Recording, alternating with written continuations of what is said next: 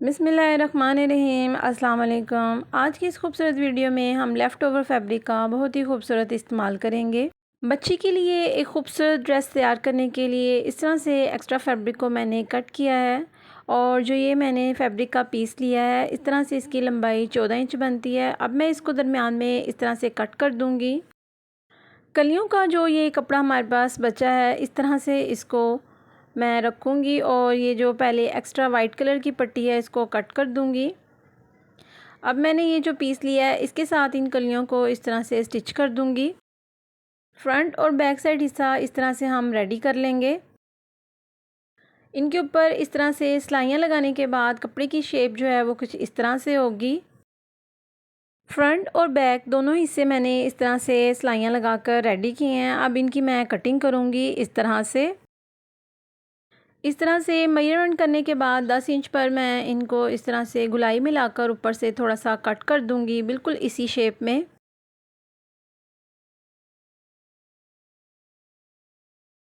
Cutting करने के बाद कपड़े की शेप कुछ इस तरह से है।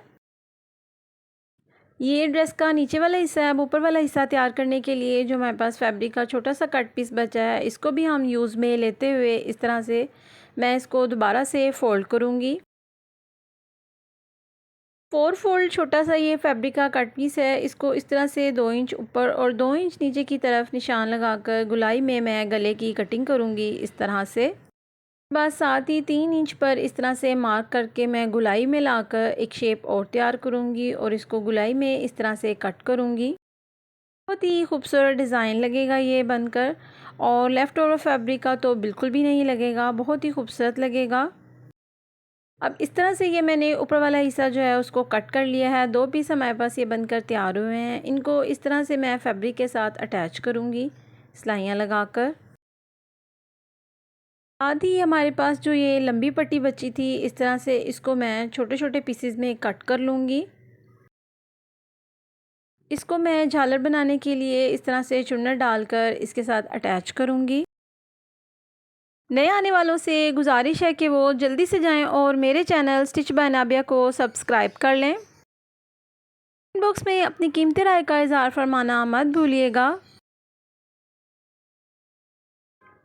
लंबी पट्टियों को इस तरह से चुन्नट डालकर मैं कपड़े के साथ अटैच करूँगी।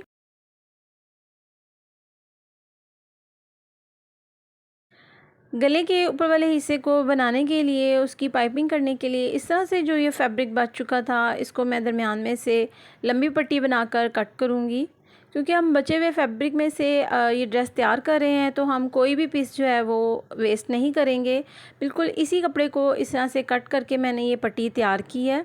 अब मैं इसको इस तरह से गले के ऊपर रख कर इसको सिलाई लगाती जाऊँगी। फ्रंट और बैक दोनों हिस्सों को इसी तरह से गुलाई में लाकर इस फैब्रिक के साथ मैं स्टिच करती जाऊंगी। इससे मुतालिक अपनी कीमती राय का इज़हार आप कमेंट बॉक्स में ज़रूर फरमाया करें। फ्रंट और बैक दोनों हिस्सों को इस तरह से मैं रेडी कर लूँगी। अब एक एक सिलाई लगाकर इनकी जो पाइपिंग है उसको फिनिशिंग दूँगी।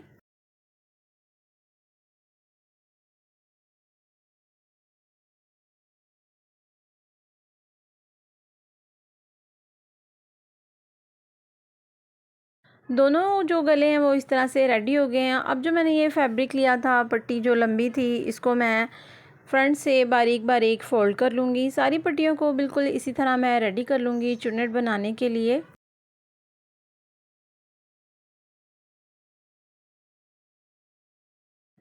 अब जो फ्रंट साइड हिस्सा है उसके गले को लेकर इस तरह से मैं ये फैब्रिक को इसके ऊपर अटैच करके सिलाई लगाकर चुन्नट डालती जाऊँगी। बहुत ही खूबसूरत डिज़ाइन बनकर तैयार होगा।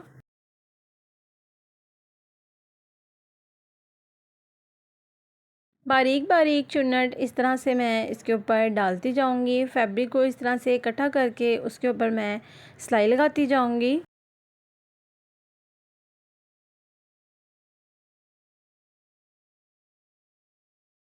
ये फ्रंट साइड का गला है जो इस तरह से बनकर रेडी हुआ है। बैक साइड को इस तरह से मैं रेडी नहीं करूँगी, उसको मैं सिंपल रखूँगी। एक्स्ट्रा फैब्रिक को कट करने के बाद ये शेप कुछ इस तरह से बनकर तैयार हुई है।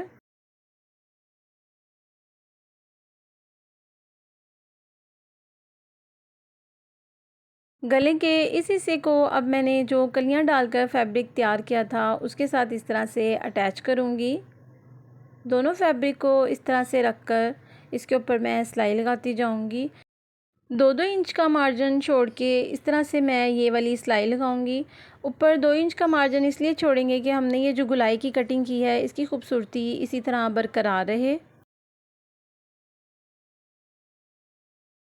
ऊपर वाले हिस्से को इस तरह से नीचे वाले हिस्से के साथ मैंने अटैच करके स्टिच कर दिया है। अब मैं बैक साइड हिस्सा बिल्कुल इसी तरह से सिलाई लगाकर रेडी कर लूँगी।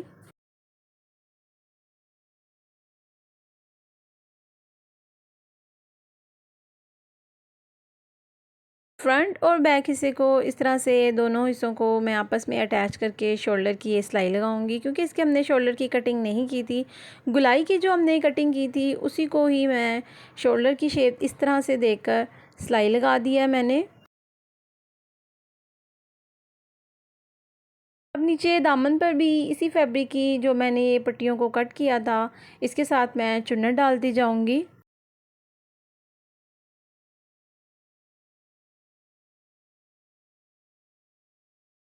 फ्रंट और बैक दोनों हिस्सों पर इस तरह से मैं ये चुन्नट डालूंगी। अगर आपने अभी तक मेरा चैनल सब्सक्राइब नहीं किया तो जल्दी से जाएं और चैनल को सब्सक्राइब कर लें।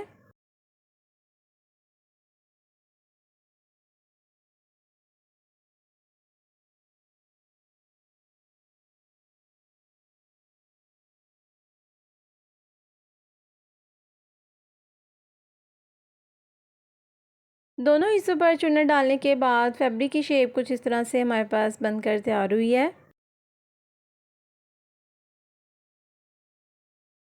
क्योंकि हम बचे हुए फैब्रिक का यूज़ कर रहे हैं तो अब ये जो लंबी पट्टियाँ मैंने झालर के लिए तैयार की थी इनमें से ये जो फैब्रिक बचा है बिल्कुल इसको इस तरह से लेकर मैं शोल्डर के साथ साथ इसको स्टिच करती जाऊंगी इस तरह से।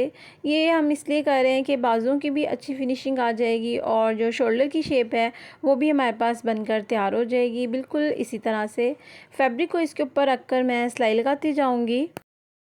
अभी के छोटे छोटे जो कट पीस बचे हैं हमने उनका भी बेहतरीन यूज़ करके इसको इस तरह से इस्तेमाल किया है। एक्स्ट्रा फैब्रिक को कट करने के बाद मैं इस तरह से इसको उल्टा फ़ोल्ड करके अब मैं फ़िटिंग की ये सिलाई लगाऊंगी।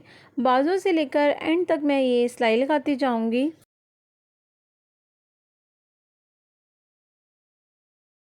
फ़िटिंग की ये सिलाइयाँ लगाने के बाद मैं आपको ड्रेस की फ़ाइनल लुक दिखाती हूँ।